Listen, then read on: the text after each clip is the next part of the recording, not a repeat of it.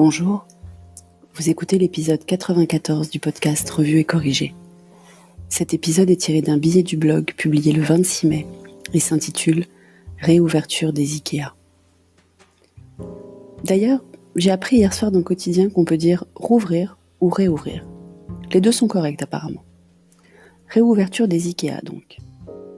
Vous allez souvent chez IKEA ? Pour Petit Homme, c'est mieux que Disney. Enfin, je crois. On l'a emmené chez Disney que tout petit, il n'en a aucun souvenir. Hier donc, IKEA rouvrait ses portes à Bordeaux, et je crois même dans toute la France. On préfère généralement y aller à l'ouverture, mais ça n'était pas compatible avec mon emploi du temps boulot, donc on est arrivé dans le parking un peu après 13h. Première découverte, ils ont fermé le parking couvert. C'est devenu le lieu de file d'attente, avec l'équivalent de potelets de création de file en aéroport, créé avec du ruban rayé blanc et rouge. Très accueillant. File d'attente donc, énorme. IKEA a manqué à beaucoup de monde, pas qu'à nous. Et on avance dépité vers le début de la file, en se disant qu'il y a quand même une chance sur deux qu'on ne soit pas parti à temps pour le rendez-vous chez le dentiste de Petit Homme, qui nous obligeait à repartir à 15h au plus tard. On est sorti d'IKEA avec toute notre liste, et plus, comme d'habitude, à 14h10. Comment se fait-ce, me direz-vous ? Hier, la file était longue, certes, mais très bien organisée. Marquage au sol. Vigile à l'entrée du parking couvert pour s'assurer que tout le monde possédait un masque. Il nous était demandé de le mettre une fois à l'intérieur du magasin. Vigile avant les portes, avec accès à un compteur de personnes à l'intérieur. Le quota max était apparemment de 510 clients. Vous avez l'habitude d'aller chez IKEA ? Même à 10h du matin, notre horaire habituel, c'est blindé. Des gens partout, des files incommensurables à chaque fois que vous voulez accéder à un conseiller, que ce soit aux luminaires, aux bibliothèques, aux placards, et je ne parle même pas des cuisines. Donc on attend partout, on piétine dans les allées derrière ceux qui flânent, et quant aux caisses, c'est un véritable jeu de patience. Mais là, une fois la file d'attente passée, c'était fluide. 510 clients, ça fait pas beaucoup en fait sur un IKEA, je pense. C'est grand un IKEA. On avait fait une liste dans nos têtes de ce dont on avait besoin. On n'aime pas trop écrire la liste quand on va chez IKEA, temple de la sérendipité s'il en est.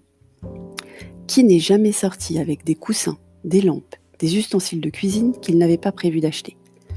Il m'est même arrivé de sortir après avoir acheté des trucs dont je ne soupçonnais pas l'existence. On avait donc laissé cette place à la sérendipité aussi. Et on en a un peu profité. Mais un peu seulement. Si les allées étaient quand même plutôt dégagées, on avait le rendez-vous dentiste à ne pas rater et on était paniqués à l'idée de refaire une demi-heure de file aux caisses. On n'était pas les seuls à faire différemment et moins flâner. Des familles, des couples avec femmes enceintes, des couples, des gens qui avaient l'air seuls, mais s'étaient peut-être répartis les tâches. Tout le monde était concentré. Focus, on dit maintenant. Nous, on s'est répartis les caisses. Parce qu'aux caisses rapides, il limite à 15 articles. On avait Petit Homme pour faire l'aller-retour entre nous deux, passer la carte IKEA Family, la carte de paiement, les sacs bleus. Ça va durer alors ? Si les mesures de distanciation sociale, terme faux ami s'il en est, perdurent, nous allons durablement changer nos façons de consommer. Je suis convaincue que le showrooming va mourir par exemple. On ne flânera plus dans les magasins sans acheter. En lèche-vitrine sans acheter peut-être encore un peu. En revanche, le repos pour Research Online, Purchase Offline a sans doute de beaux jours devant lui. Le full digital aussi, bien sûr. Les magasins vont devoir se réinventer, et pas qu'au niveau de la gestion des files d'attente, métier compliqué et peu maîtrisé par de nombreuses enseignes qui n'avaient aucun problème à la création de foules désordonnées, signe extérieur de leur succès.